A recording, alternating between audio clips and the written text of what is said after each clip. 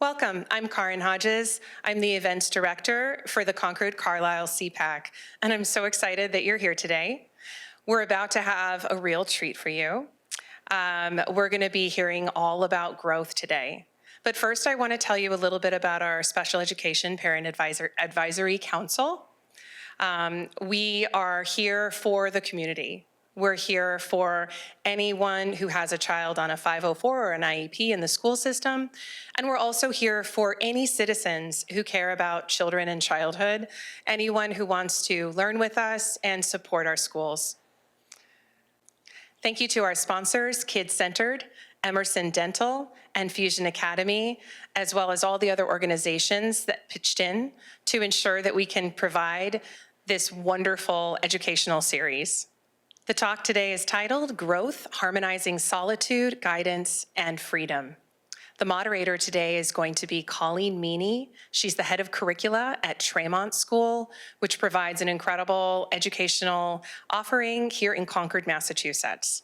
We're also going to hear from Sherry Kennan, who is the director of Timbernook, Middlesex County. We're also going to hear from Sarah Betancourt. She's an educator, and currently she's at Waldorf School of Lexington. And we're going to also hear from our discussant, Andrew Richland. He's a psychologist, and he works in Brookline. So I really want to pass it off because I feel like what you're going to get is best gotten from this group. Thank you, Karin. Yeah. Okay, thanks everybody for coming. We're excited to be with you and to have this conversation out loud in front of you and then with you shortly. But those people who know me well know that I'm a fan of good news. So I've asked our panel folks here to share the story of successful growth in one young person that they've worked with in their various settings. So we'll get there. But regarding the night overall, I want to say that this is a chance for us to be a neighborhood, either on the macro or micro level. We all have a hand in kids' growth over time. And I look forward to seeing how the night unfolds with some good questions and good discussion, and then turning things over for your questions and further input. So whoever is feeling ready to share your story of growth of a young person, that'd be great. Sherry or Sarah or Andrew. I guess I'll go. My Thank you. Hi, I'm Sherry Kennan. I'm from Timbernook Sensory Nature Experiences. Some of you may have heard of us before. Little background, I'm an occupational therapist. I wear two hats. I do the Timbernook program for Middlesex County, and then I also am director of Extra Steps Pediatric Therapy. We were in Acton, we just moved to Maynard over the holidays. So Timbernook is an all-outdoor nature program. We highly encourage children of all abilities, neurotypical, neurodiverse, however you may or may not want to refer to yourself, to be outdoors. And the big focus, it's research-based, and the big focus is on child-led play. So we feel like children are very scheduled today, and I think those of you driving them around everywhere would probably agree to that as well. So all the things they're doing are important. Being in school is important. Being part of a sports team is important. You learn many things that way. Doing extra tutoring is important. Going to therapy is important. But kids also need downtime. One of the biggest buzzwords now, as I think as parents you all will know, is the anxiety in our children today. How do we get away from that? Kids need downtime, but they need, in some ways, as we go back to some of the terms we're using today, solitude, guidance, and freedom. So they need freedom, but they need it to be guided. You know, if you give them freedom, a lot of them are going to jump on their screens. That's not the kind of freedom I'm necessarily talking about. I'm talking about getting out, being quiet, somewhat in nature, and what we can learn and how we can grow from that.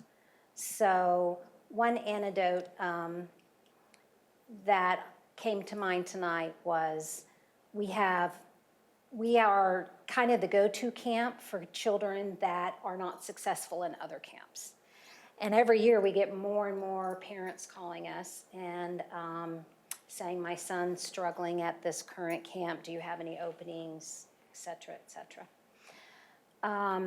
Our staff are highly trained. We are occupational therapists, speech therapists, early childhood educators, and outdoor enthusiasts. So we are highly trained to work with children of varying abilities.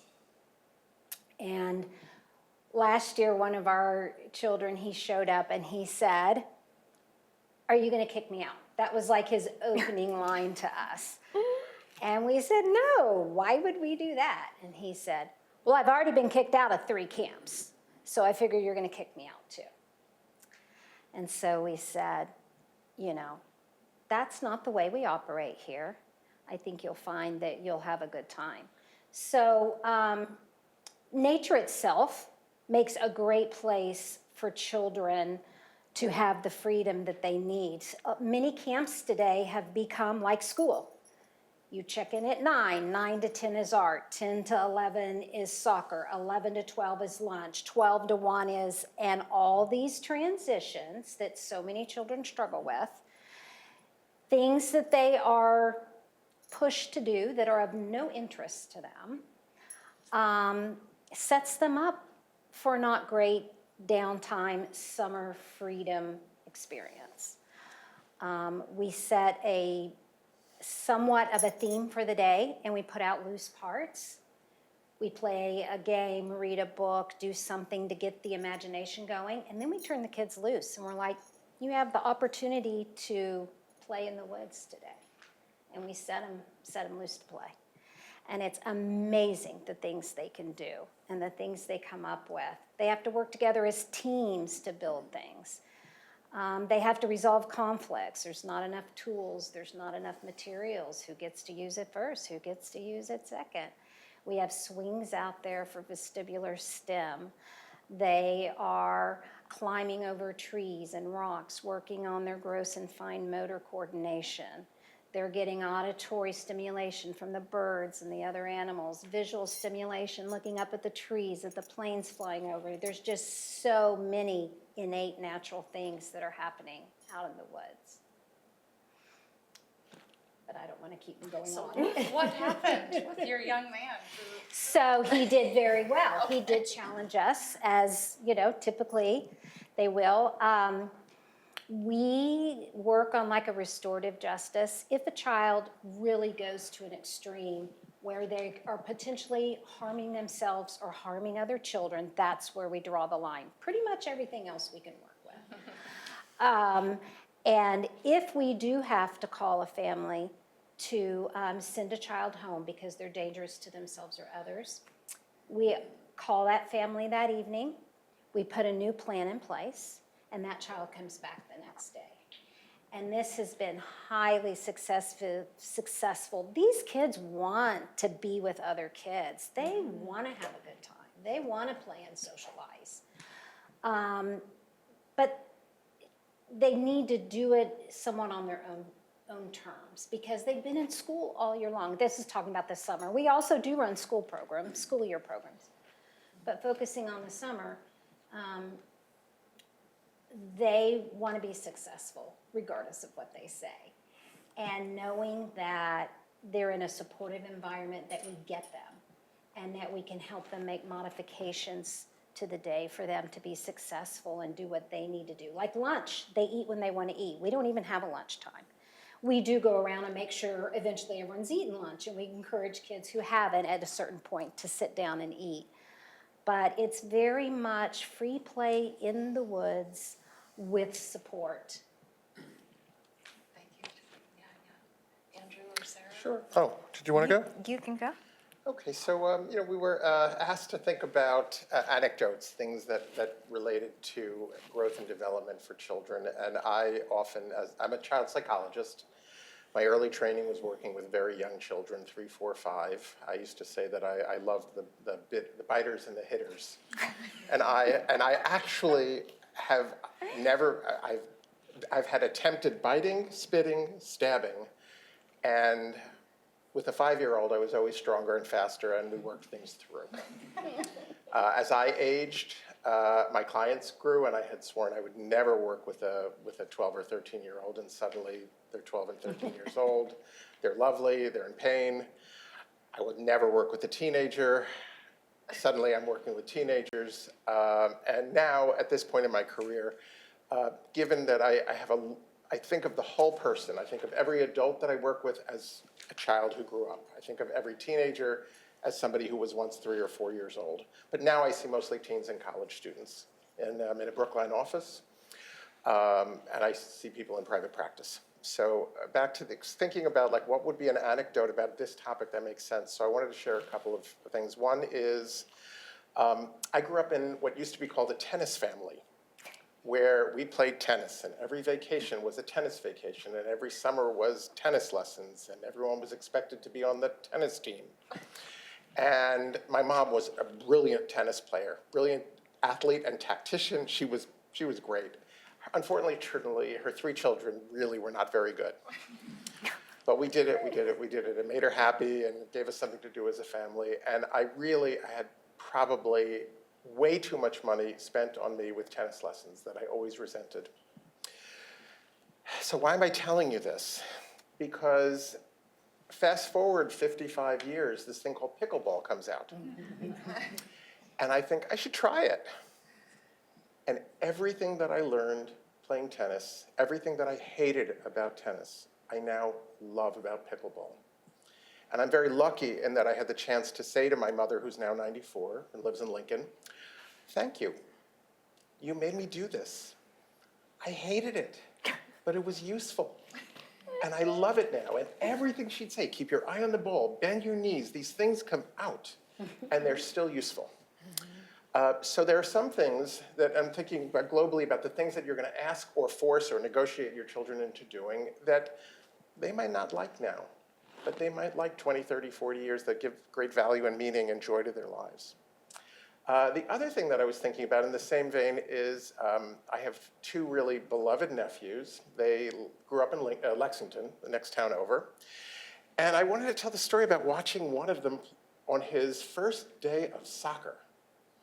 And I'm watching him, and there's this whole gaggle of kids. They're 5 or 6 years old, and they're running up and down the field, and I'm cheering my nephew on. And there's this one particular, this is 17 years ago. I don't know why it's such a vivid memory, but this one little girl with bright red hair, and her hair is flying all over the place, and she has her eye on that ball, and she's chasing that ball, and she's kicking that ball, and I'm watching my nephew. My nephew is in the middle of the field, not moving, talking to the ref, gabbing to the ref. And the ball is going back and forth, and he is not moving. He is still and talking. End of the game, he comes off the field, and he says, oh my gosh, I love soccer. And flash forward 20-something years, he's finishing rabbinical school. He is an incredible human being, deeply thinking, deeply feeling. Everything about his life is about connecting with other people. And who knew? I mean, it's so hard to know sometimes the things that you're encouraging your children to do, what the end result will be. But to me, he actually used, part of the reason I'm bringing this up, everybody has an idea of what you're supposed to learn from soccer. He did not learn how to kick a ball. He improved, I should say, his skills of talking. I also have his brother, who all he wanted to do was play with Polly Pockets. He didn't want to talk to anybody, didn't want to be interrupted. He just wanted to play with his Polly Pockets and tell stories. Did a lot of art growing up, went to art camp, went to the Concord School of Weston? Cambridge School of Weston for a period of time and did theater. And he's now a professional, reasonably successful, as in paying his rent, theater person in Manhattan. Mm. And again, so I'm going to tie this up by saying when I work with the teenagers and college students, one of their biggest questions is, who am I? Who am I, and what am I supposed to do with my life? Yeah. And what I start by going back to asking them is, who were you when you were 5? Yeah. who were you when you were 6? What gave you joy? Because pretty consistently, you sometimes can really see more clearly what will give a person joy when they're 5 or 6 or 7 than when they're 18, 19, or 20. It gets confusing. So that's my set of anecdotes. Thank you, Andrew. You're welcome. What's on your mind, Sarah? Who are you thinking of? Lots of things. So I liked hearing what you had to say. I'm Sarah Betancourt. I'm a longtime educator, and I work at the Waldorf School of Lexington, which has its own approach and ideas about education. You know, and if you think back to who were you when you were 5, what was I doing when I was 5? I was helping my older brother with his homework, and that was really my favorite thing to do. See? It all makes sense now. Like, I get it. And so, you know, an anecdote that came to mind when you were both speaking, right? You know, back out, we talk about like solitude. At Waldorf schools, like children spend a lot of time outside. And I was lucky enough to spend about an hour at the beginning of every day with one of our kindergarten classes out in the woods this fall. In a Waldorf school, we let kids climb on boulders, we let kids walk across logs, you know, we're watching, we're paying attention, we're making sure kids are safe, but we're not, you know, hovering like, oh, be careful here, you know. And there was a group of children playing for most of the fall, and they were trying to climb to the top of this boulder, and they had a whole mountain climbing game, but one by one, they were getting it, right? And the adults were watching, but no one was lifting the kids up.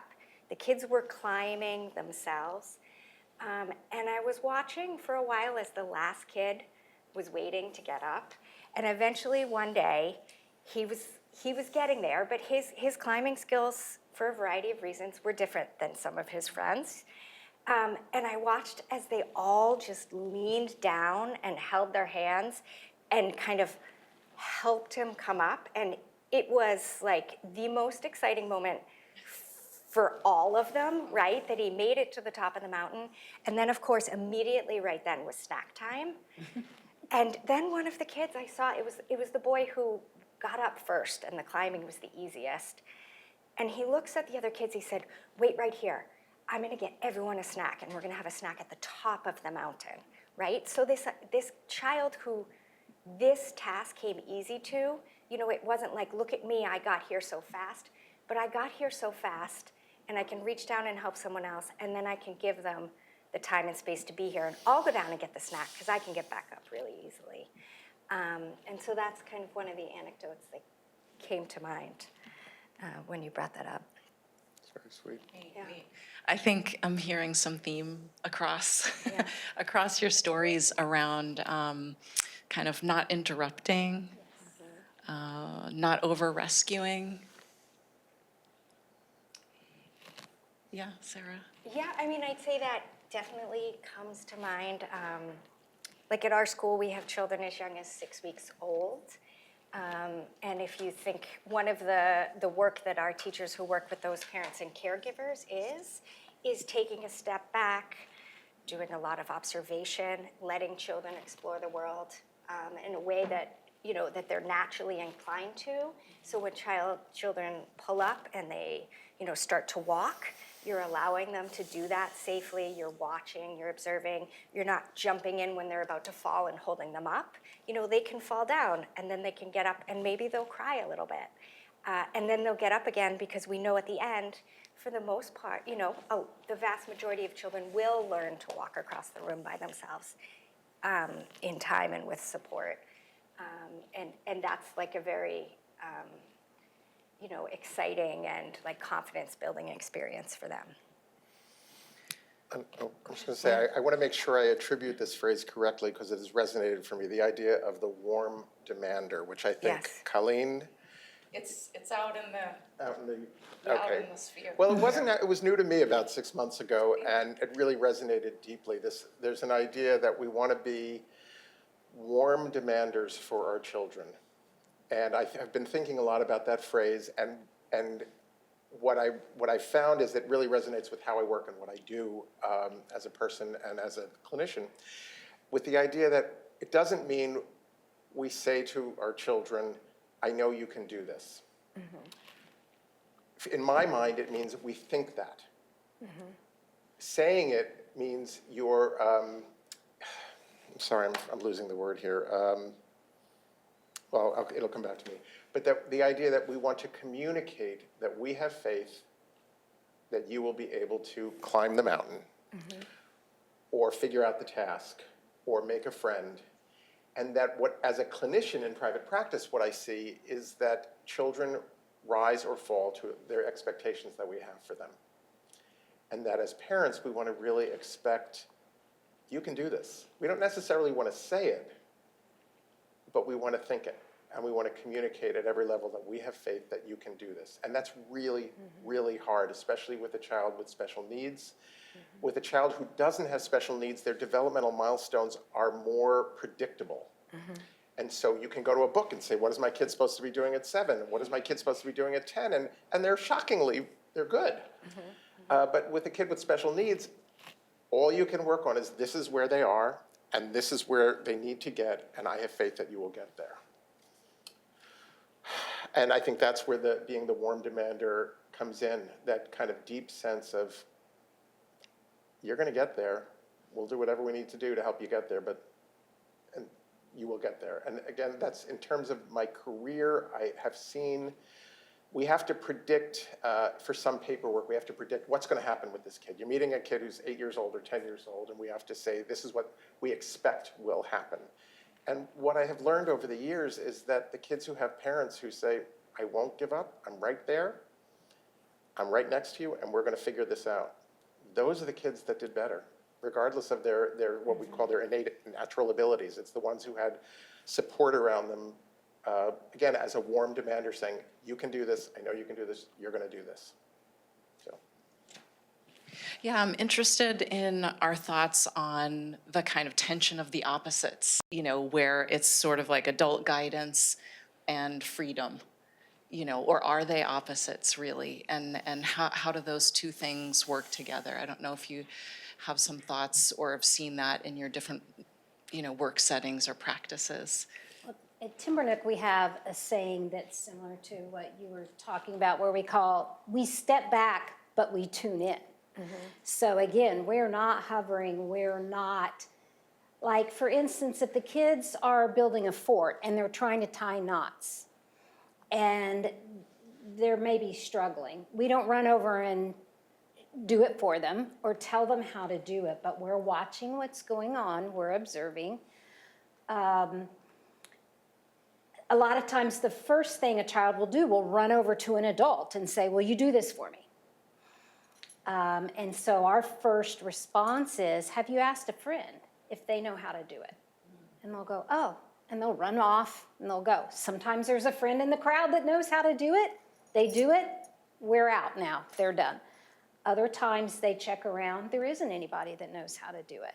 They'll come back and they'll, we don't know how to do it, nobody knows how to do it. So then we'll instruct them how to tie the knot.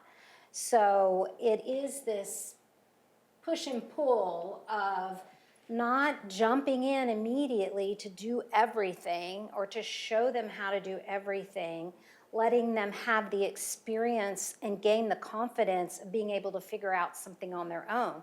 But you also don't want them to get so far that they're so frustrated that now they're mad, So, Sherry, would you say this is an example of like stress tolerance? Yes, Like we yeah. want to push to the edge, but not over the edge. Not over the edge. Yeah. And those lines are different for different children. And so that's another thing, in our program is knowing with some children, you got to step in a little sooner. With other kids, you step way back. One thing, really cool thing our kids did one time was there was a board strapped between two trees where we hung swings from. And 3 children took long boat rope that we had and spent probably 45 minutes trying to throw it over the board. And they finally got it over the board. So then they're like, okay, well now what are we gonna do? So then one of the kids tied up and made a harness to sit in, put their legs in, and then he wanted the other kids to pull the rope. So they tried, they couldn't do it. A couple other kids saw, they came over. Pretty soon we had 20 children pulling that rope, and they were able to lift this boy up a couple of feet off the ground. Yeah. You know, and it took them probably an hour and a half by the time the whole thing was complete. They were so happy and so ecstatic, and they had done that all on their own, you know. Yeah. And that's where that confidence comes from, and that's kind of what you're talking about as far as, you know, the gentle demander or letting them know they can do it. Mm-hmm. But if you jump in too soon, what you're really telling them is, we're not sure you can do it. But again, there's no magical person or anything to tell you where that line is. You know, you as their parent know best where that line is. Can I add to that? Because I think if you don't, like you said, if you jump in too soon, you're communicating that they can't do it. If you wait too long, the kid's dangling in the air and it's dangerous. Yes. Yeah. And so I think about that, you know, I always think about what makes for the best parenting is that ability to really know that edge, to notice the edge, wherever that is for your kid, and then push, encourage, move them forward from there. And no book can tell you where that edge is. That's many years ago, I thought, I'm going to write a parenting book. I think I know what I'm talking about, which I'm not sure that I did at that time. But what I realized, there were so many exceptions to anything that I wrote. There was an exception. And what I realized is the exceptions were that every kid is different. Every kid is at a different place. And what you really want to do is be able to see where your kid is at and then move them forward from there. Right. Yeah. However you do it, but that's the art. That's the magic of it, is being able to really see your kid, where they're at, and then move them.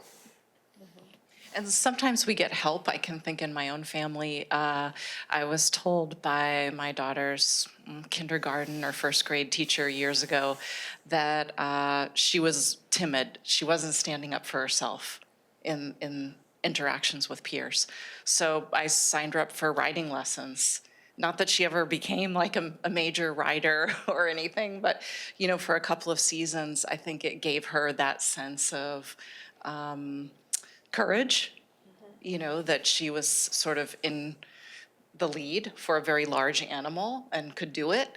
And that translated into other environments. But I wouldn't have known that that was entirely true about her without the teacher's insight and sharing that with me. And I didn't ask her if she wanted to write. I just signed her up. Yeah, maybe I was the tennis mom that year. But I as a psychologist who's worked across the age range, I want to make a comment about that, because I think that there's a lot of times when you don't want to ask. You want to take your best shot and say, this is what you're doing this summer. You're taking tennis lessons or writing lessons, and then there is a point in the teen years, early teen years, I would say on, where I would start to say, what activities would you like to do? You still got to do 2 or 1 or 3, whatever works for your family, but you get to choose. But you don't start with well, some kids I probably do. Some kids probably who are passionate and clear about what they want, you listen. Yeah. But even there, if there's an issue where you think a particular activity will help them grow in an important way, you might say, this is what our family is doing this summer. Do you see that, Sarah, in your work at all? Where you're able to give insight to a parent maybe who can't witness a need from the school point of view, or? Yeah, I mean, I think it's always good as parents to have other people have their eyes on your children, to have relationships with your children, to be looking at things from different angles. It's like not exactly answering your question, but just Andrew was saying, like, one of the, this holding this idea of success for your child. And you were saying, the children that have the most success long term, I don't want to correct me for what you said is wrong, but what I'm pulling from it, the parents who are willing to see it through, right? That there's going to be success at the end. Yeah. And I oftentimes in my work find myself with parents whose kids are really struggling. and we'll be together in a shared space, and I'll hear their story, and they'll tell me like every single thing they've tried for their kid. We've tried this, and we've tried this, and we've tried this, and we've tried this, and sometimes the tears, right, start to fall. And you see them being like, gosh, I'm trying everything, is my kid gonna be okay, right? And what I say more, I said, I don't know what's gonna work for your child right now, but I see what you're doing. You're like out there and you're trying because you know that there's a different path forward for your child. You know that there's a successful future. And I might be someone who can help you get there. I might not be. I might, someone else might be someone who, it could be another experience that'll help them get there. Mm-hmm. But this notion that they're holding this bright future, and we, for their child, even though they have that notion of not knowing how they're going to get there, and so that I see that over and over and over again. Yeah. Yeah. So I want to make sure we touch on the role of solitude. Yeah. Like, is there a place for growth through solitude? And have you seen that? I know our examples have focused more on social kind of connections right now, but is there a place for reflection and growth on one's own also? And what has that looked like in your practice or your work? Have you seen that? Or, not only that, but that in conjunction? Well, I see it, in the most concrete way is the kids who choose activities like art and to some degree music. And those are kids who really find comfort in being with themselves. And I think it's quite magical and it's quite wonderful. And I've had one young man that I worked with who was very, very painfully shy, and moved from a very small private school into one of the Newton high schools. So from a very, very small 8th grade to an enormous 9th grade. And he was just floundering. And the things that helped him ultimately pull it together and really pull it together beautifully, it was a combination. He did art and he was remarkable. And I trained as an artist, so I'm looking at his work and saying, listen, I trained as an artist, you're really good. There was a lot of connecting there, and he was really good and really invested in that. So it gave him, I think, a certain amount of confidence, but what also really helped him is that his parents said, you got to do an activity in school, a group activity. So we picked one of the more fun group sport activities where there's less pressure. And that's what I think helped him connect with people, but it was a combination. I think it was really the alone and the group. And then, so I was a longtime art teacher, and I taught in a large public high school, and you would see some kids come in, and it was like their shoulders would relax, right? It was like, it felt like, and I was a studio arts teacher, like it was the big out-breath, right? And the quiet, like they needed quiet. You could tell students just needed, I worked with teenagers, they just needed some quiet in their day. And there were days when I would think, gosh, like maybe that's enough. Like even if they don't get any, like if we're not getting a whole bunch of art instruction in today and we're just getting some peace and some quiet, like in the middle of this very large setting in this chaotic day, maybe that's enough. Obviously there was instruction going on top of that, but there were days when that felt like the most important thing that I was doing there, was providing that space for them, for sure. Introspection, the ability to know oneself, is a quality that is very valuable, and some people have more of it than others. And art and private alone time is one of the ways that we nurture that and develop it, that we sit with ourselves and we do things alone and we reflect on ourselves, our place in the world, our friends, we think internally. Well, Do you see that in your work at all, Sherry, or is it most? Yes, we do. We always have children out in the woods that are off doing their own thing. Again, because we don't have a set activities they must engage in. You've got social kids in a group, building a fort, doing something else. You have somebody else over spending 30 minutes watching a caterpillar crawl down a log, and we let that happen. Whatever they're interested in is what they do.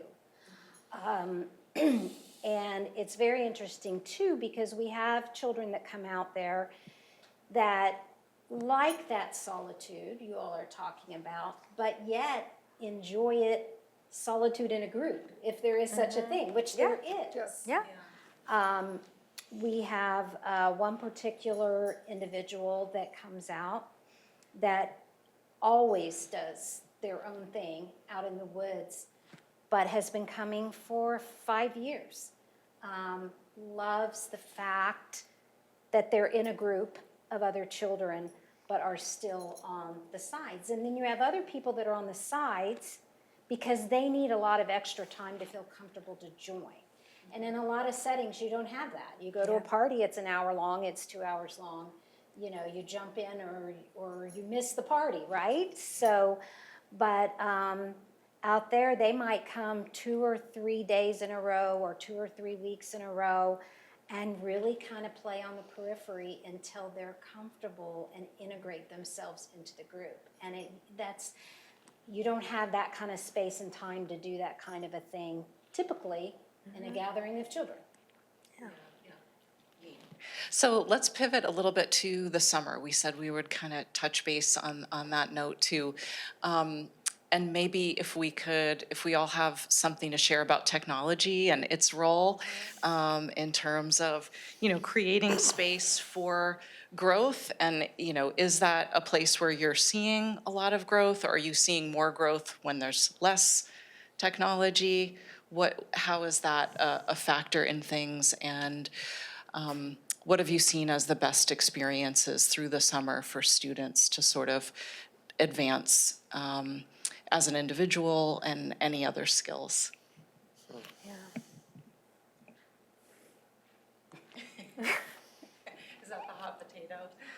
I think it really depends on where your child is and what they need. Do you have a child that feels a lot of pressure and anxiety and overtaxed during the school year?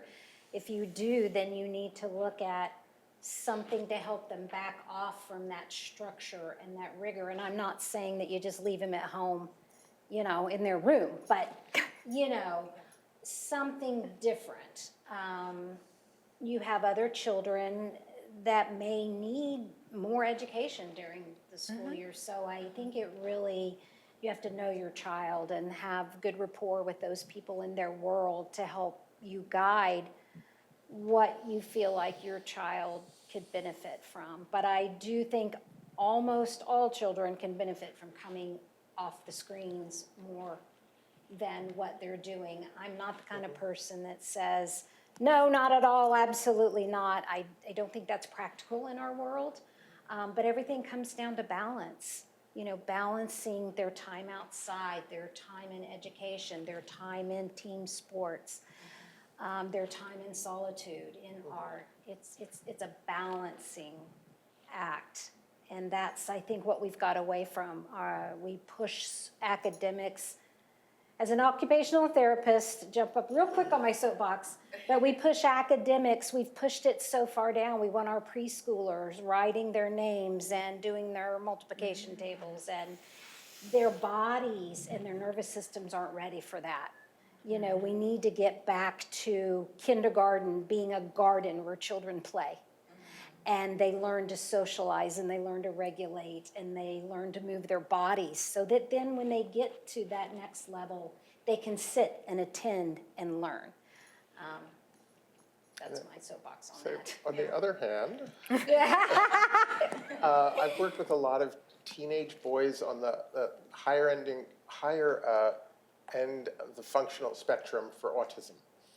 And these are boys mostly boys, I'd say, who really found a place in all the technology summer camps that we have, the ones that are affiliated with universities, where they go for 3 weeks. And even in high school, some of them, they go away and they live in a dorm, which is fantastic for their sense of independence. And so for some kids, it is wonderful. They feel like, these are my people, this is my world, this makes sense. So not for everybody, but I feel we're very lucky to have all of those opportunities around here for these extended summer educational programs. I'm certainly hoping that they're not sitting in a classroom taking notes. Doesn't sound like that's the way these programs are run. So. I just want to clarify, I did say balance. I didn't say you could, my oldest son was an instructor at one of those programs. I wasn't, So, you know, I yeah, think it is. just, you know, balancing it all, which is the hardest part. Yeah. Is there a Waldorf perspective on this, Sarah? Probably. I mean, I think I go back to even, you know, you were talking about what your daughter needed for the summer and what you were trying to bring to her. And I think in Waldorf schools, we think a lot about play, right? And we think a lot about giving children time to play. And then we know there's just a lot of research and literature about going back to like the kindergarten, right? About that play, you know, children just don't have as much time to play these days as they did when some of us were growing up. I know in my own family, we have this luxury in the summers, being both my husband and I are educators, that we can give our children a lot of downtime, a lot of free time, because that's how our schedules work. And really, it started with us just wanting to spend time with them. And now they want to spend time with other kids, right? They're growing up. But it's been very interesting because they're still, even my teenager, he's still playing in the summer. It's a little more structured. He and his friends have started a wiffle ball league. They're entering their third summer this coming summer. The draft is coming up soon. And it's one of those things going back to the parent, like when do you jump in, when do you not jump in? When he and his friends came up with the idea of the wiffle ball league, I was like, great, I can't wait. Let's talk about it. Like I was gonna play on the wiffle ball league. And here I am as an educator who knows, right? Like, but these are, you know, but I found myself, they were the ones who had to be like, no, this is our league, right? And there was a few times when things were happening, you know, I was like staying close, going for walks with the dog, just happening to walk by, listening in, you know, watching. And there have been times when I have to step in, right? And there have been other times where, you know, one time at the end of the day, my son came home and he said, oh, so-and-so punched so-and-so at wiffle ball today. And I went, what? What happened? And I said, oh, you know, and I had to go, oh, what happened? And he said, oh, yeah, we gave him a 2-game suspension, but we had 3 games today, so he came back for the 3rd game. And I said, well, how did he do when he came back for the 3rd game? He was great. He hit like 2 home runs. And I was like, oh, that's amazing, Wow. right? They made their own consequences. Yes. Wow. But the other thing that's interesting is, like, I feel like in some ways they're like the last children playing, because it's really people of my parents' generation who will like flag me down, stop by my house, and they'll say, I see the kids playing. And I'm like, yeah. And they're like, and they're playing in the park, and there's lots of them, you know, because, and what I keep hearing from people is like, it just reminds me of my childhood. I don't see that anymore. And it's you know, it's some beautiful, but it's also a message, right, about playing, that we're not seeing kids out there by themselves. Playing in, and for all different reasons, right? I'm not saying that this is a luxury that everyone has or it's available for all children, but it's something I think about a lot in terms of the summer is when can we provide children with that space if we can? Great. All right, we've talked a lot. We're interested in your thoughts. What are you thinking about regarding kids' growth over time? How do you support your young person or people in your neighborhood?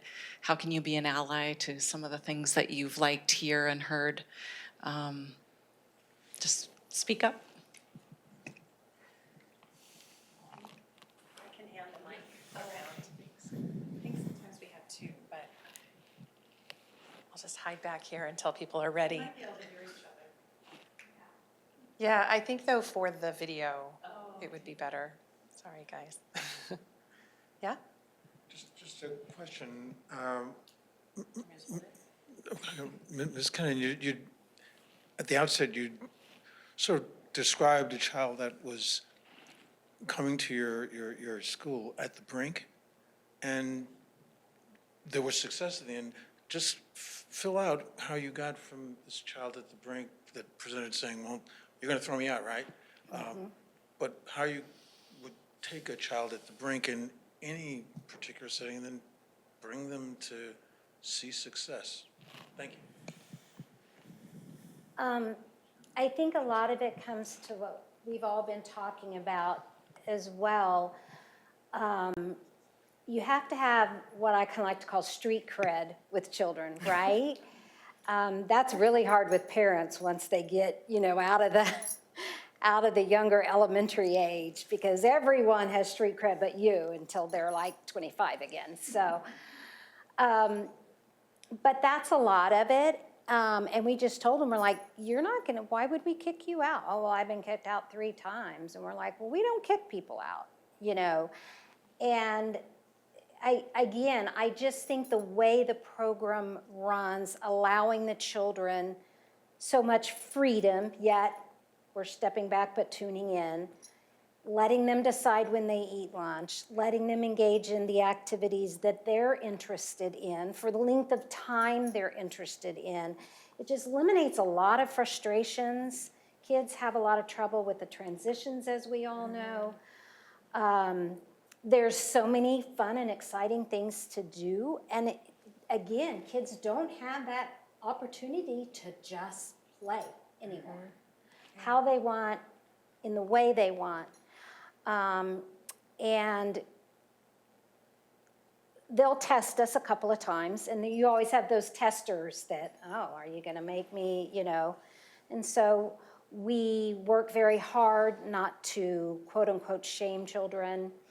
If there's something going on, we step in. Like if kids are roughhousing, we'll step in and we'll say, is everybody having fun? And of course, the quote-unquote aggressor always says, yeah, this is great, and puts pressure on maybe the person that's not having as much fun, make them feel like they have to say yes. So then we always ask everyone, we look at everyone, are you having fun? Are you having fun? If they're all having fun and no one's, physically getting hurt, then we continue. We'll break it up if someone's not having fun. We may talk about, well, look at this child's face. Does he look like he's having fun? He looks like maybe he's a little nervous. Maybe we should stop this right now. So there's just all kinds of techniques and things you can do, but a lot of it is making those connections with the children and that the freedom that being out in the woods offers them. But if they do cross a line, an important line of safety, you have to send them home. Because if you don't, now you've lost all your street cred, right? But you make a plan with their parents and they come back the next day. And most kids don't get that chance. It's one time and you're out. And so many kids with special needs don't know or understand where those real boundaries are. And that's why they don't want to go anywhere or do anything, because they're constantly tripping over that line and being kicked out and told that you're breaking rules, I don't want to use the word being bad, but you're not welcome here because you're not doing the right thing. And most of the time they don't know what the right thing is.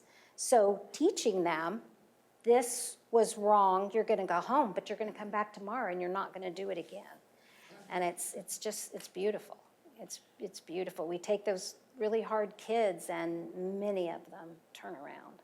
Sherry, what I'm hearing you say is, what I'm hearing you express is a deep confidence that you have the tools as adults to help them figure out how to be successful, and that they have the skills as children to be successful. Yes, And it feels like that's the underlying message. yes.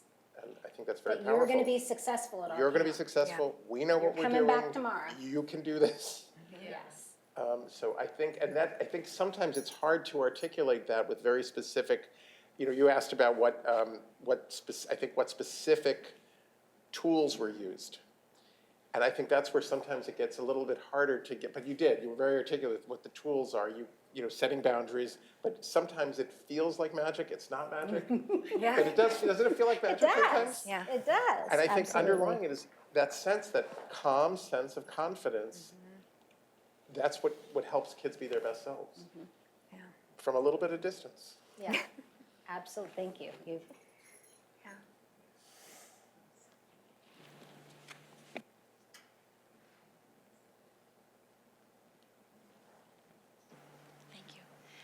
You talked about so many constructive ways to help a child to grow in different settings, whether it's in solitude or outreach, et cetera. I have an 8-year-old daughter who is also timid, so riding, what you said about riding really resonated with me. But what I find, and I feel like I'm coming up with all these great ideas of how to build her, help her grow, but what I find is the biggest hindrance to growth are, for her, are teasing, bullying, or hurtful words that are coming from peers.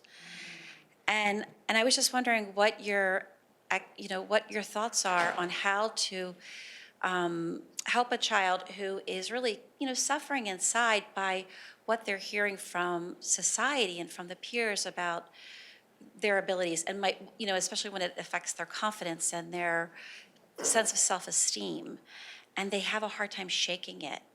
And, what type of environment can a parent give their child to help them know that they are amazing and special and have their own unique talents and gifts, and that they don't need to listen to others.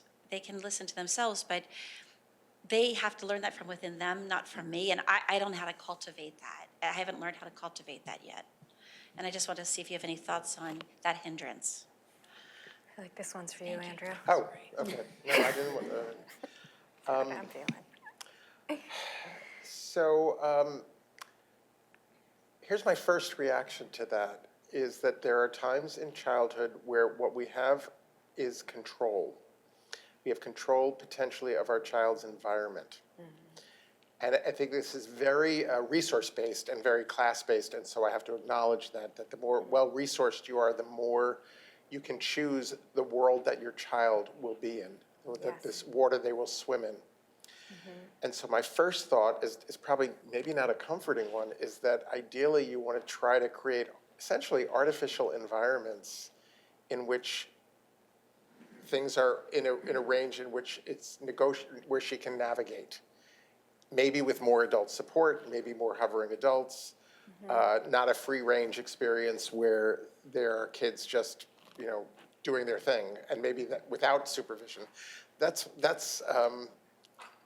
what I would think about it, sort of a cultivated, in a way it's artificial, but it's also what we all do and what we all probably experienced as kids, that, like the environment that I think Sarah was describing, Sherry, about kids being nice to each other and kids supporting each other. There are ways to insert your daughter into environments like that. I also, just to add to that, I really believe that when kids do experience places where they feel like belonging and safe and seen, that and they can kind of embody those feelings, when they're in other situations, they can start to really understand that there's something wrong in this situation, or there's something's not right here. And it's not about them. And it's not about me. But you first have to experience that feeling of, it feels really right here. Yeah. And then, of course, I hope the leaders at the school or the setting know that these other aggressions are happening, because that's not acceptable. Yeah. Social workers, good people at the schools to help with that. I just wanted to say I love those answers. I thought that was really fabulous. And I think a lot of times people are thinking about inclusion and aggression, and sometimes we aren't necessarily thinking about the child who's sort of smiling and nodding and saying it's okay when maybe it's not okay. And so I love that question, and I love those answers, so I'm just going to say that. The word that I think Dr. Richland was looking for was, you don't want to reassurance give, right? Thank You don't you. want to That's what I say, was- it's going to be okay, you can do this, et cetera, because it's in the action. And I heard you saying that, thought that was really rang true for me as well in my experience as somebody also with a child when he was younger. He's 16 now, doing great, killing it. But who was very similar to what you're describing when he was young.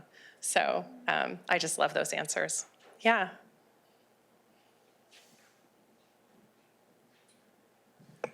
Can you expand on the questions that you'd asked?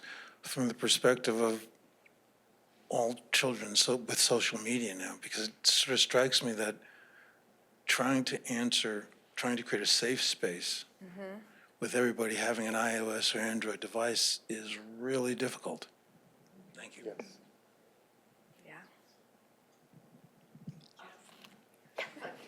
Yeah. No, you go, Colleen. So at the Tremont School where I work, we've partnered with an organization called the Social Institute.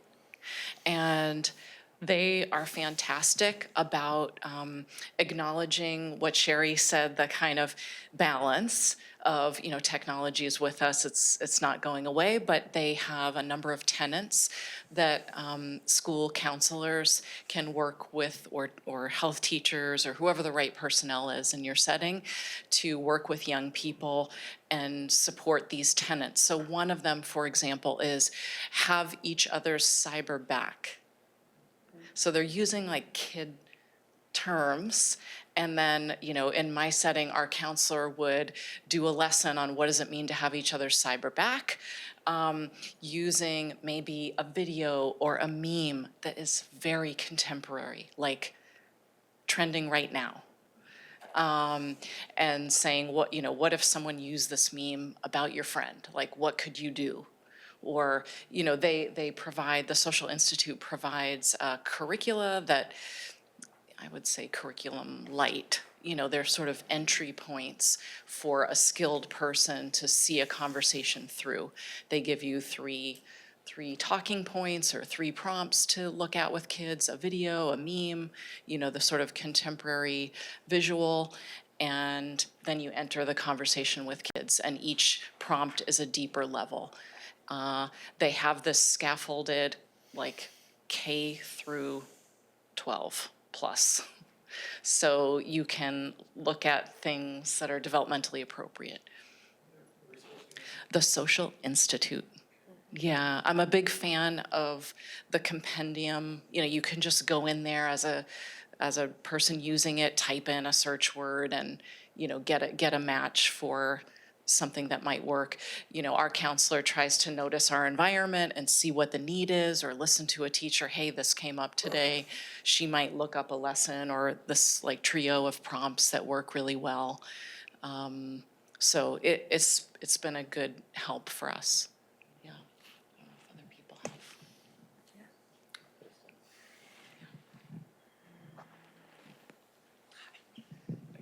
have. So I'm a social media professional.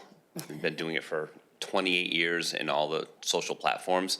My wife and I have 3 children, absolutely no social media. So like quite practically, all their friends have iPhones, and they're always constantly, can I use your iPhone? Can I get an iPhone? For very practical purposes, because some schools will require that coaches and teachers text the soccer schedule or the play schedule or things like that, we have limited them right up until they graduate to Apple Watches. There's no games, or there's like a little Tweety Bird game, but there's almost no games. There's no social media. The most they can get is texting, but there's a map. You can call them. You can track them. You can see where they are, but that's it. We absolutely put our foot down about, because none of those devices and none of those companies care how old your kids are. Yeah. They don't care what content they get. They don't care what they're sold. They don't care what they see. They don't care how they use them at all. They'll say, oh, you're not allowed on social media until you're 13. In many countries, they're changing that to 16 and to 18. Australia, I think, is 13 or is 16 now. But they don't check. Like 27% of the people on Instagram are under 13. So they really don't care. So the best way to keep your kids safe on social media is to not give them any. Well said. Yeah, I mean, what you just shared matches the research from Jonathan Haidt, who wrote The Anxious Generation. Our school just held a book talk for families on this, and it's the same thing, and in there he encourages families to connect with each other, to sort of make a pact to do what you're doing, because it takes more than one family to help this work, so that, the only child isn't, sort of put out for not being able to communicate or left out. And families are getting together and agreeing to these kinds of conditions. And that's really the win. I hear this over and over again about people in this field are not letting their children in the platforms. And We have that among our children's parent groups. We talk to them all the time about Home run. don't let them do. Yeah. This sort of dovetails off of this, but different. You're talking about kind of self-regulated play, free play. Do you have any suggestions for, and I feel like that's really linked to social media, actually, because I feel like media is just pulling kids into a certain kind of play and also structured activities. But do you have any recommendations for how to encourage free play? I'd have no solutions for this problem. But I just feel that kids, we're so into structured play dates. It's really hard to just try to, this sounds silly, create a spontaneous interaction. It seems like we're kind of just boxed ourselves into a corner with being very scheduled and having things so structured, even starting to try to kind of back out of that corner. Like your description of your family sounds wonderful. It's kind of like an outlier. Of course. So yeah. any like practical suggestions for people and for families as to how to do that and connect, because they feel like we're all sort of down a rabbit hole with that. Yeah, my first thought is that, and this is going to sound paradoxical, but that you would want to structure in unstructured time. That you can, as a parent, just create opportunities where there's nothing to do. At the same time, strewing things around your home that are worth exploring. That's one possibility. Force it. The other thing that I think we underestimate is how much kids watch us. And if you're doing things, if you're playing, or your partner is playing, or they're cooking, or doing a jigsaw puzzle, or New York Times, some Scrabble, or playing board games, I think that's one of the things that kids can see, and it's such a deep communication that, oh, this is nice, and this is fun, and this is valuable. So I would encourage, even for you and somebody else in your family, to just say, we're playing a board game, and not even include the kids.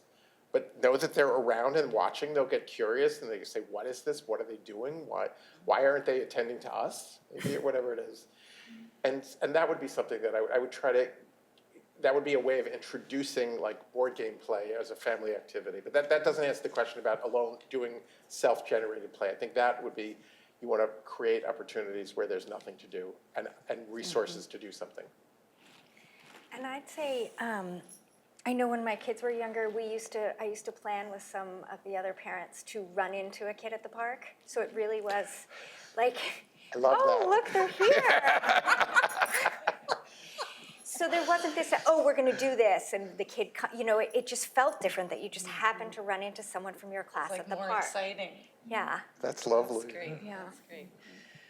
The other thing Jonathan Haidt talks about in this Anxious Generation book is replacement. This Yeah. word is just staying with me now since reading this.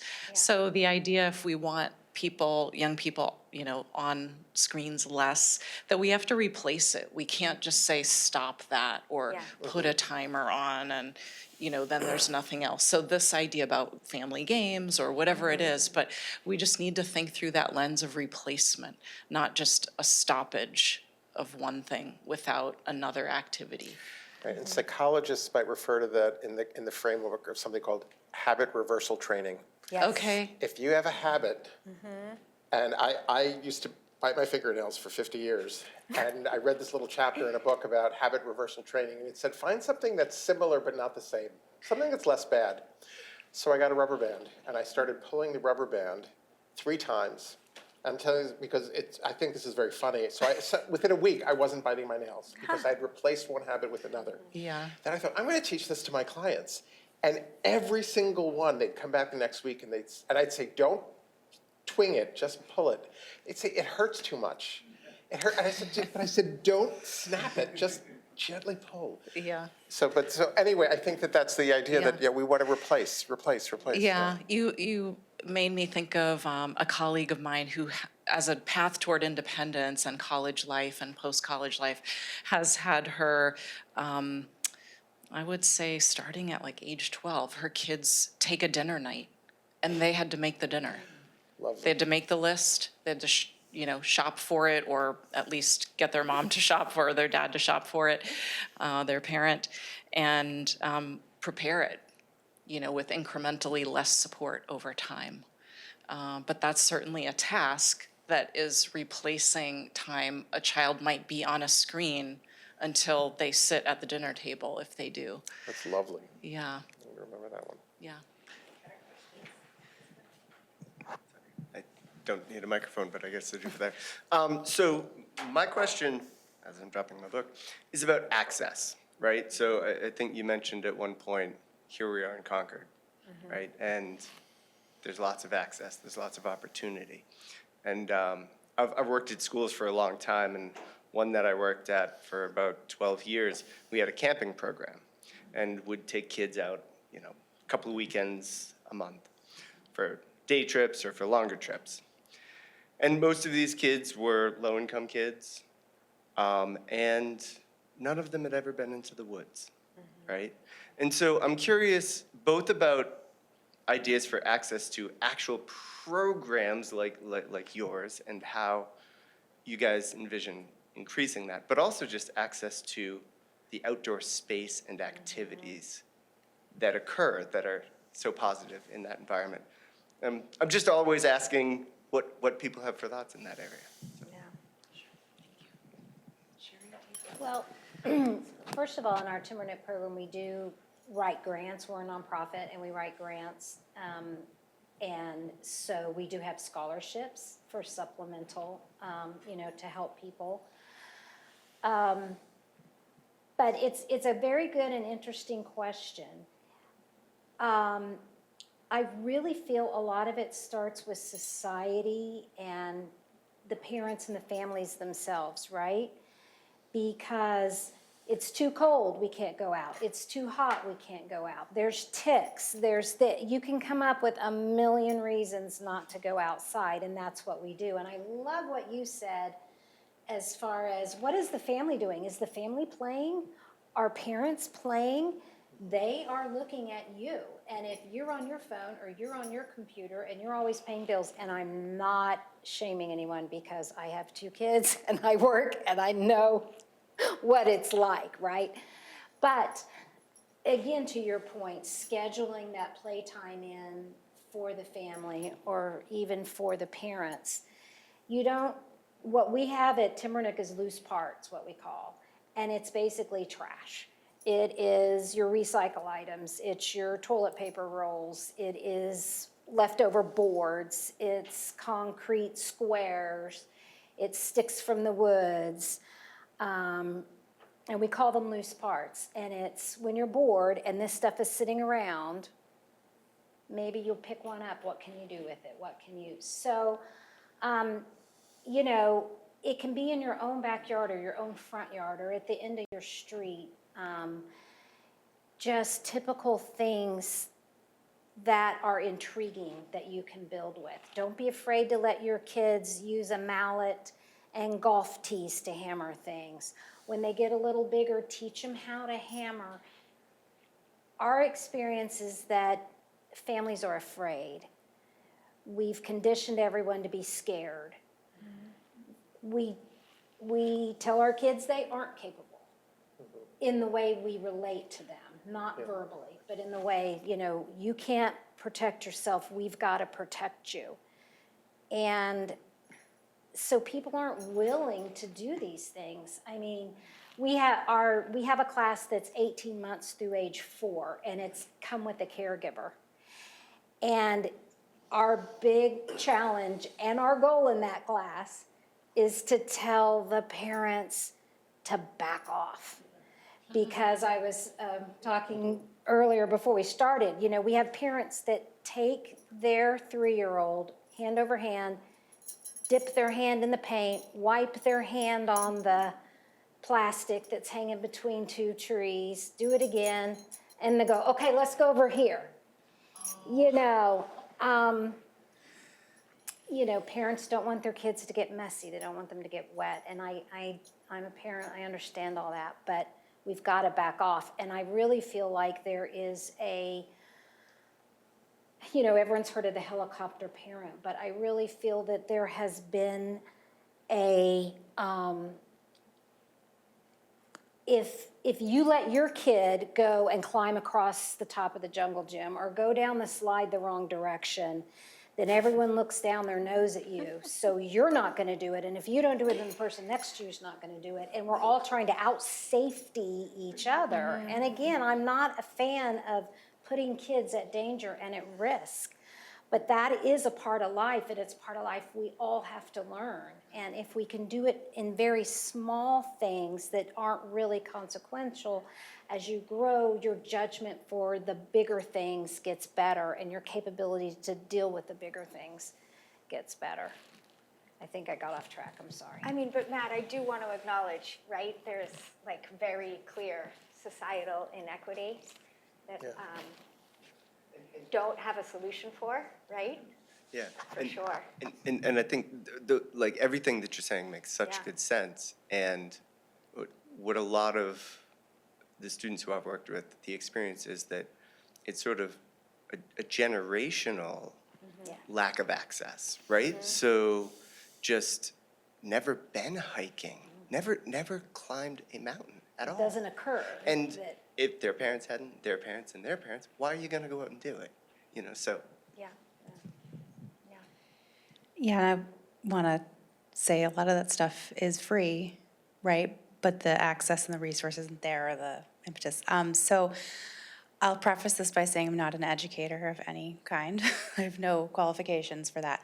But this is sort of building off of what you were just talking about, Sherry, and then also responding to your question from before, Dr. Miles Mason. I just thinking about getting kids to do those unstructured things. So I have 3 young kids, 2 of them have special needs. And I was thinking, as we were speaking, all of them have done Timbernook many times. We love Timbernook, and I learned a lot from Timbernook. So I now do summer camp for them. Again, I have no qualification to do this, but it's worked out well, so we're still doing it.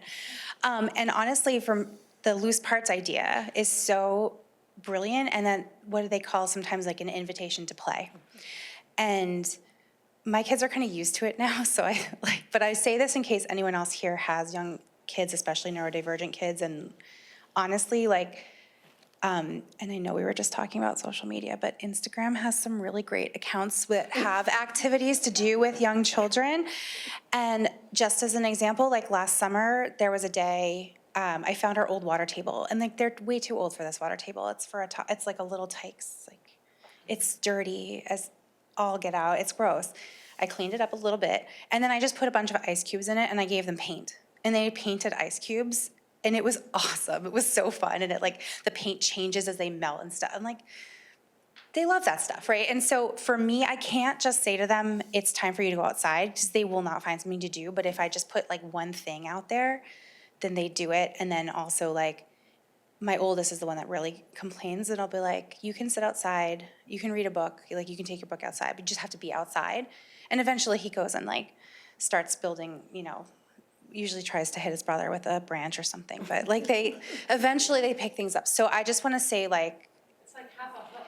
Yes, exactly. Yeah. Just one little thing, like you said, there's a theme for the day. And again, I have to give Timbernook credit, because it really is, for them, it's just that little bit of stimulation of, oh, I could do this. And I'm like, well, why don't you, they love to just take the hose and they're like, well, wash your car, or we're going to try to spray the birds. I'm like, okay, go ahead, because they're not going to get it. But but just to give them something.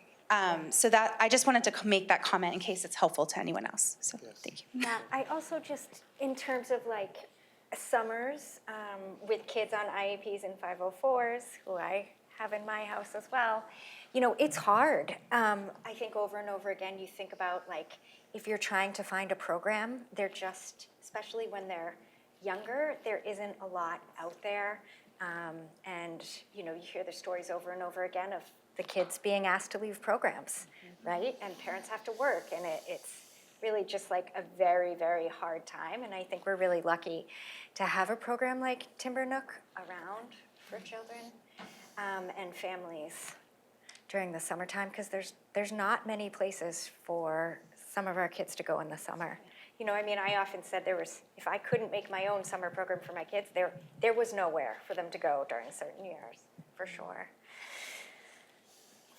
I really love this free time, and certainly something that I did as a parent with my own child. So just sending them out and letting them play in the mud and all these things.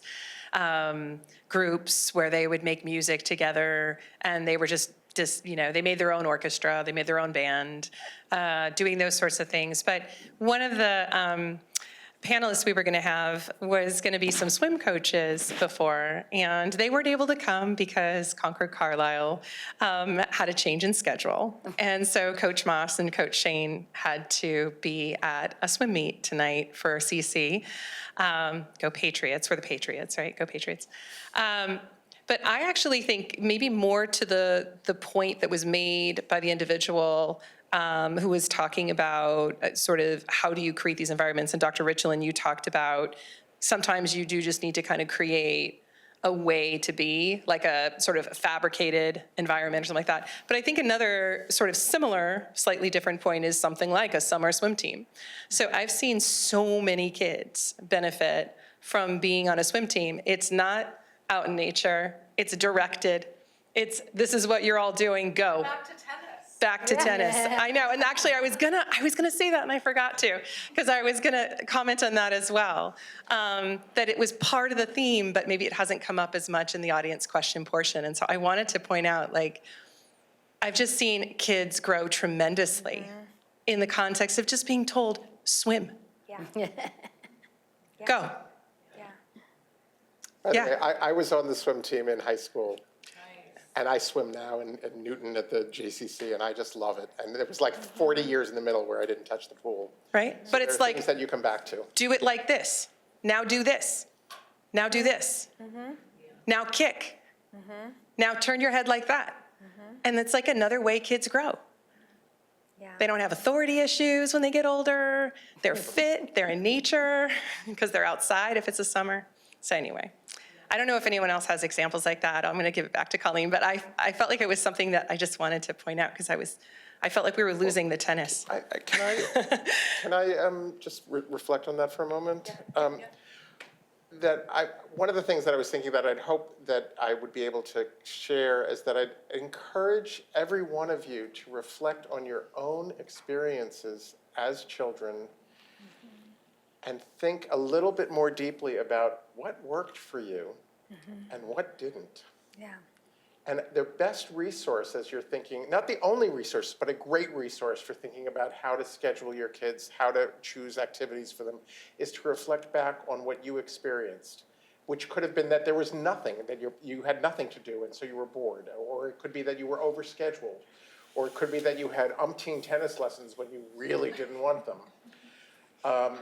But that's really useful material as a starting place, because the other thing that will happen is your children are not you. Sometimes there's a really good fit where they're just like you and then it's easy. But more often they're not quite, or they're very different from who you were as a child. And then that resource material may not be very useful, but it's a great place to start. What was your own childhood experience with doing activities, being forced to, choosing them, not choosing them? I wanted to make sure I got that out there.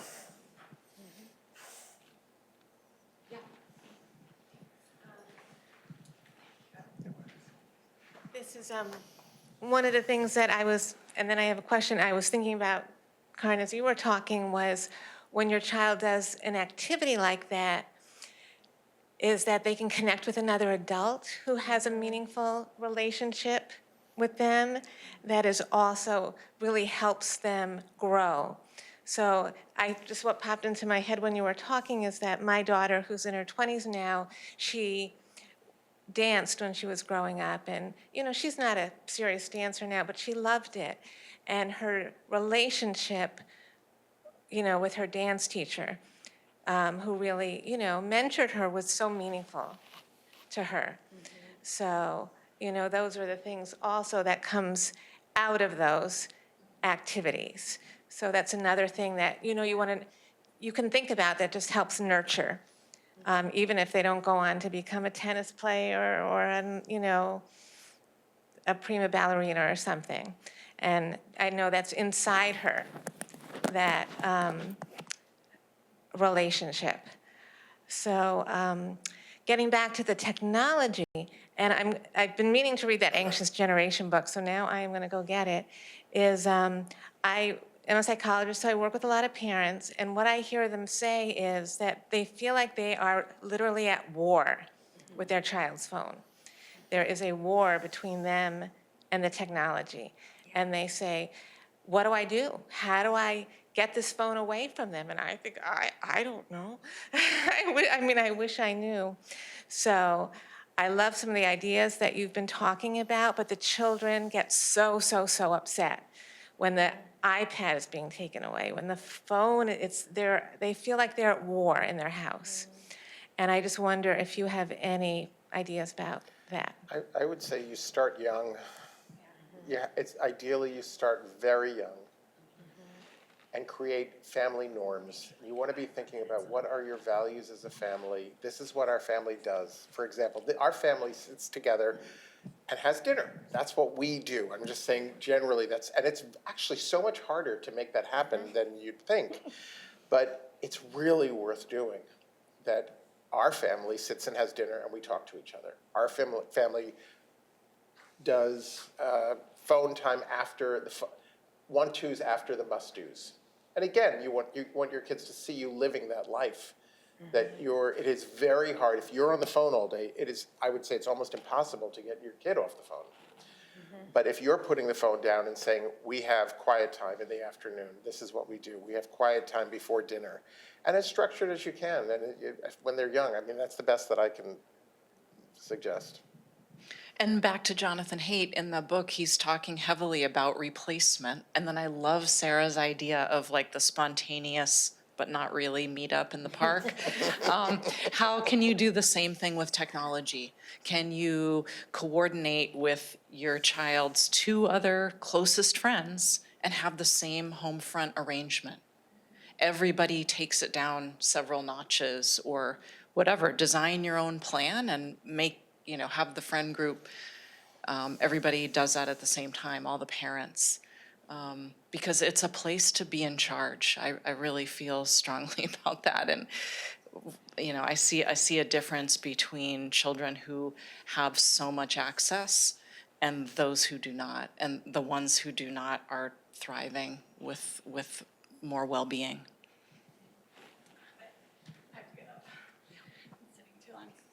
Oops. I'll just add, I've been sitting here thinking that I might not add, and then I kind of wanted to add. So we actually didn't limit anything, but we didn't limit technology, but we created a space. So we, on any given day, have anywhere between 5 and 20 teenagers at our house, and they are doing puzzles between school and practice. I call them the senior club, I call it the senior center now. Because they're seniors, and these kids have been coming to our house for years. They know they're welcome. And they have their own space. They could be jamming, playing guitars. They can be watching movies. But most afternoons, they are doing puzzles. So I call it the senior center now. It's amazing. But creating a space for them. My mom did the same thing. It's really difficult. And Yeah. Yeah. Okay. Nancy. I'll be back. I love the conversation. I had one question. So I was that parent that we have had unconstructed time playing in the woods. We live in Carlisle, so with sticks, ferry drops with the dogs, running through the woods, setting up, free time, doing Girl Scouts, doing Boy Scouts, doing a lot of outdoor play. But we are, and I remember sending my daughter to YMCA camp in adventure camp for teenagers. They take away the phones. 2 weeks later, I had a kid that was happy, that was so different. It was just unbelievable. Unfortunately, the phone came back. The depression comes back. Now she's 20, and I see what I support people with disabilities as well in my work. And we have clients that are young adults. They are so depressed, they are so attached to their phones, they do not want to leave their home. They don't want to leave their bedroom. And we're struggling to find, that hook to pull them out. I'm struggling to have that hook for my daughter that does not have a friend group here because she went to school somewhere else. What are your ideas? Because I think as parents, we're all losing that war with the technology. And it's depressing our kids. AI is loading all sorts of stuff for them. So what is that hook when they get to that 20 age group and they not necessarily have that support group, because a lot of our kids with disabilities, social contact is difficult. Yeah.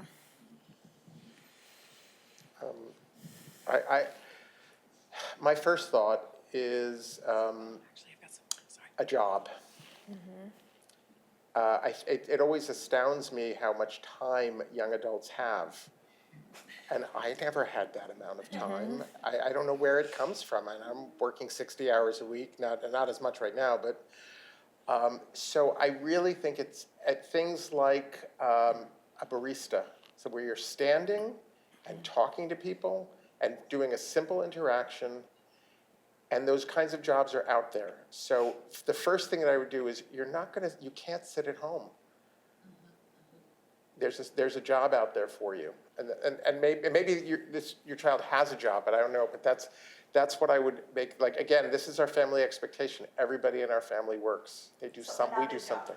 This time, a barista job where she works as a medical, in a medical practice as medical assistant, but then she comes home and she's, that's it. And the days that she's not working, it's easier to be on a device. So maybe you're right, because So she has a job, she's interacting with people, she's doing some of the stuff that I would want her to be doing. What I would go back to is, our family values don't support this. You need to be doing something on the weekends, meetup.com, maybe something organized. We're talking about organized activities, taking a yoga class, doing something. Dr. Richland, would you think about perhaps the information in the addiction literature around highly reinforcing activities or like surfing in the ocean? Or I'm not saying that's the thing here necessarily, but, skiing down the mountains, surfing in the ocean, going on mountain bikes, things that are highly reinforcing, a little bit risky, kind of akin a little bit more to what we were saying with the younger ones, something that's more reinforcing that could compete. I was just curious what your thoughts are about that. My thoughts are, I listen to what kids are into, and I've had kids, I'm thinking about a kid recently who, God bless his parents, he loved skateboarding, skiing, motorcycle cross, anything that was dangerous. And they supported it all. And I was like, this is terrifying, but I support you. And it was a great kid, like really lovely, wonderful kid. But would I encourage a kid who was shy and uncomfortable to do high stimulus activities? I don't think so. I have one of those. What about volunteering? Okay. Yeah. There's a lot of opportunities around here to volunteer. Yeah. I'm part of the Rotary Club in town. Working with the Interact Club and even starting in the middle schools to help kids understand and get involved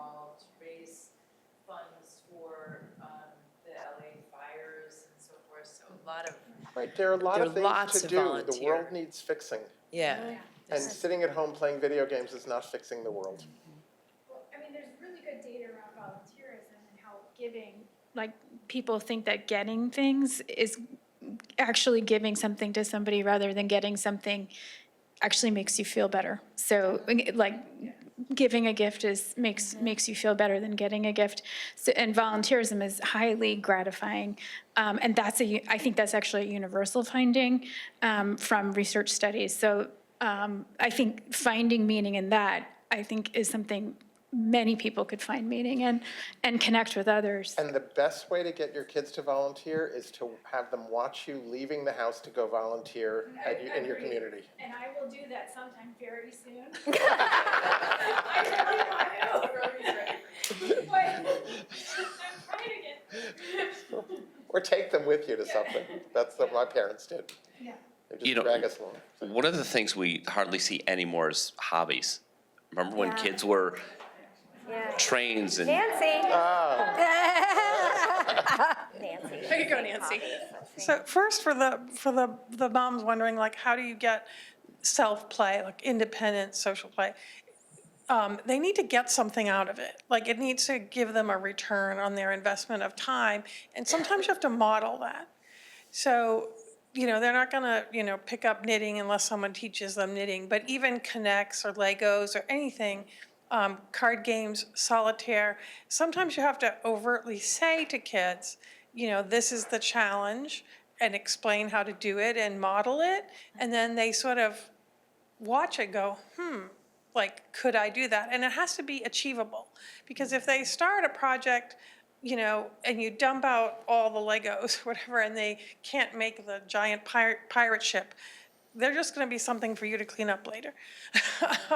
But, so you have to have some conscious decision-making about what your child can do to replace or to fill their time, even if we're not replacing, just how is it successful for them? How does it bring them a sense of accomplishment? And I think that's the goal of hobbies. That's why people do hobbies. And also to sometimes consciously tell kids, point out, Grandpa has been doing that hobby since whatever. So-and-so, he plays the guitar, but he's been practicing that since whatever. Don't assume that little ones or even middle school kids who are only think about themselves on their phone apparently, but that they see those connections for the long term, like, why does Grandpa do this? Why does Joe spend so much time doing that? Kids will hear and see and observe that, and so that's a really good opportunity. And then, like, I didn't have as much to say about the 20-year-olds, other than that they also need a reason or some feeling of, the phone gives them something, right? It's giving, some kind of dopamine thing. So you have to make them conscious of it. I'm a big believer in talking about why you want the behavior to change and not just saying change your behavior. Right, what is the value that's being What's the supported? value? Why does our not? family say, we eat together because, these are the relationships that are gonna be the longest. You're gonna know your brother and sister longer than you're gonna even know me. So let's figure out how we're gonna be friendly and what we need to know about one another and how we're different. And let's listen to what joy someone wants to share today or what trouble someone wants to share today with the rest of us.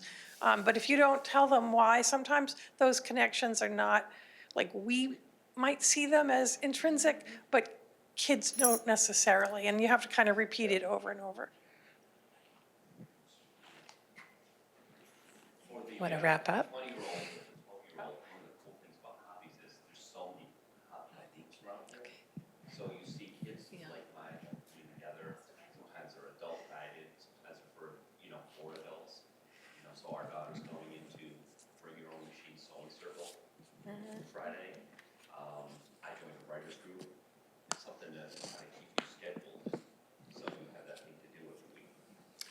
I had a severely depressed adult client who for 10 years, I said, I think what would really help you is if you did some creative, she was a creative person, did some creative group like knitting or drawing, and then I guess just got obsessed with, I think stained glass is the right thing for you.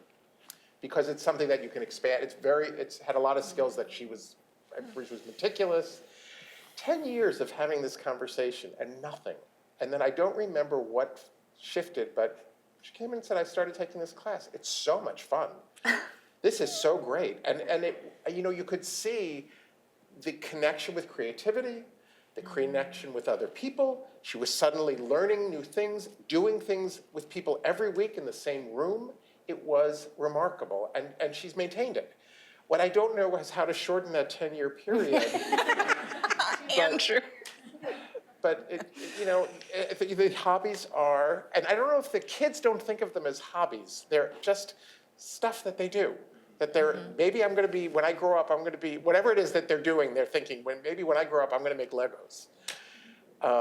But they are, and it's again so useful for them to see their parents knitting or cooking or And doing remember, they stained can glass. cook too. Yes, and joining in. Yeah. Oh. We're gonna, one more. Yeah, let's. I know recently my 18-year-old has picked up doing Legos, and she also has picked up macrame, because you can't be on the computer, you can't be on your phone and doing something at the same time. She's like, it settles my mind. Oh, wow. And it allows me to, like you talk about the solitude, it allows her to like chill out that she was doing when she was on screen, scrolling and scrolling and scrolling. But she's like, I'm thinking about other things. I'm just relaxing. And now she's at school and she goes, that helped me so much. And rather than scrolling all night, so. That's actually in keeping with the research on trichotillomania, which is like for hair pulling. It's like the idea of doing something not similar in habit reversal, but different, something different. Yeah. Did you have a question too? I thought I saw another hand, and if not, oh, one more. You sure? Go ahead. Who knows? Maybe it's the thing we all need to hear right now. So, probably not. No. All right, Matt. So I had two things quickly. One is for these folks, looking for a thing to go out that is really good to get engaged in, and once you get into it, you gain an automatic community. I know it's maybe sounds odd, but tabletop role-playing games are making a big comeback, and they're phenomenal. I have, Dungeons and Dragons and Magic and things like this. I happened to play this when I was in high school or whatever, and now it's cool again. And now I have a group of 8 fifth graders who come over to my house once every 2 weeks. And there's not even a question about wanting to have a screen ever in those moments for 3-4 hours a day. And they're so engaged. So that's the one thing. The other thing that I just wanted to say really quickly is, so I think that we have to look and think about what's happening with the screens in our classrooms. As a teacher, we're a one-to-one school with, the Chromebooks and whatever. It takes me 2 weeks at the beginning of the year to train the kids that when you walk into my classroom, you will not need that. 2 weeks every year, because they walk in and they open it up. That's what they do when they sit down in a classroom. And after about a month and a half, kids love being there, even if I'm teaching a terrible lesson, which I do sometimes. Yeah. Because they're not on this thing. And it actually gives them a breath of fresh air from the classroom, from everything else. So I just think it's a thing to think about. Yeah. Go Dungeons and Dragons. So I'm going to have Colleen wrap up. Yeah? Do you have a few last? Yeah. I just want to say thanks for the conversation. It was really great having everybody's voice in the mix here. Grateful to the panel. Sarah and Andrew and Sherry, thank you so much for sharing your expertise. It's really great to be with you.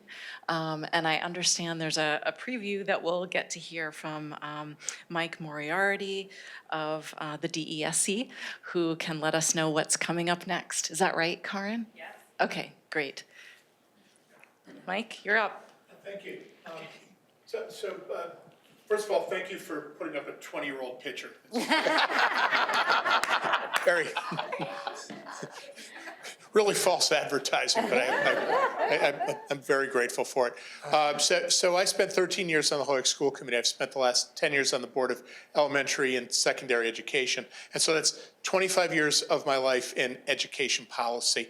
And can I just say, the conversation in this room, which focuses on the development of children, the nurturing of, capable and confident kids, we never talk about that stuff at the policy level. That's not what we do. It's at a whole other level. So this is so refreshing to be at and to hear. And so thank you all very, very much for that.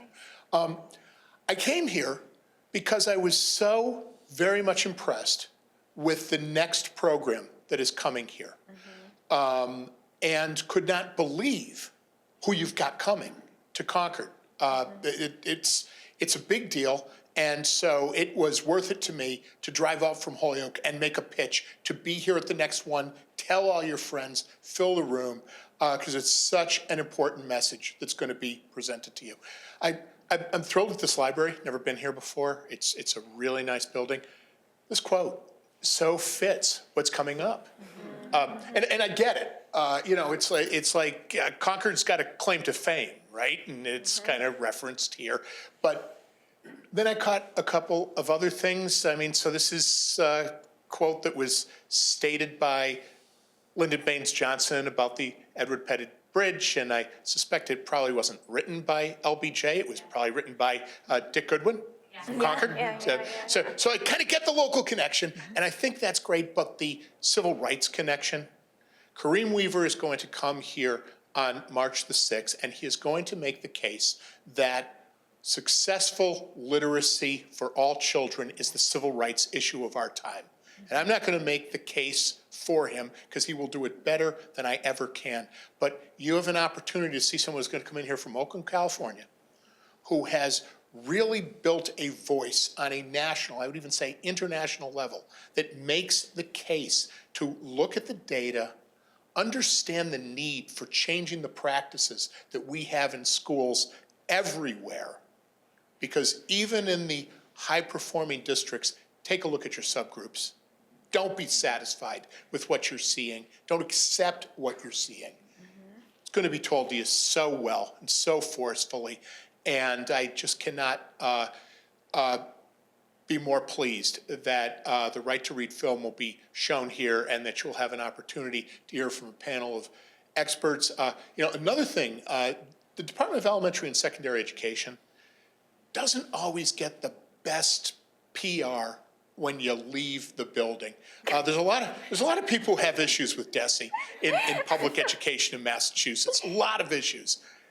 I sit on their board, I've been overseeing them for 10 years. I got some issues too.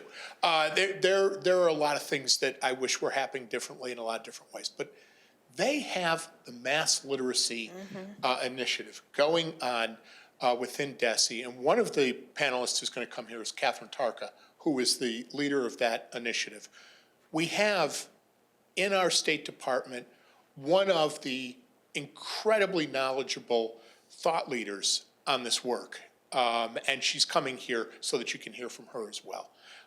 So I cannot stress enough how important that is and how good it is. The final thing I just want to share with you, I don't often get to go to events with special education parent advisory councils anymore. Used to in Holyoke, went to a lot of meetings as a school board member during my time there, wanted to know more about what was happening, hear parent voices, be able to respond to them. Nothing like showing up and listening. What you're doing here with the speaker series that takes place every week and the quality of what you're bringing, which I've witnessed this evening and which I know is coming next time, That's exemplary work for a CPAC. And I just want to praise that and hope that you can get the word out for the good work that you're doing. You know, you support and you sustain your schools, your district, one another. You challenge your schools and your districts and one another's, and you learn how to do it effectively. That's a big deal. And so I just want to thank you for the big deal that you bring, and I hope your good modeling can be dispersed to school districts across Massachusetts. And with that, you know, just thanks very much for having me this evening and inviting me out. Thank you, guys. Have a wonderful night. Thank you to our presenters. Thank you, Mike. And I hope you guys have a great night. Thank you.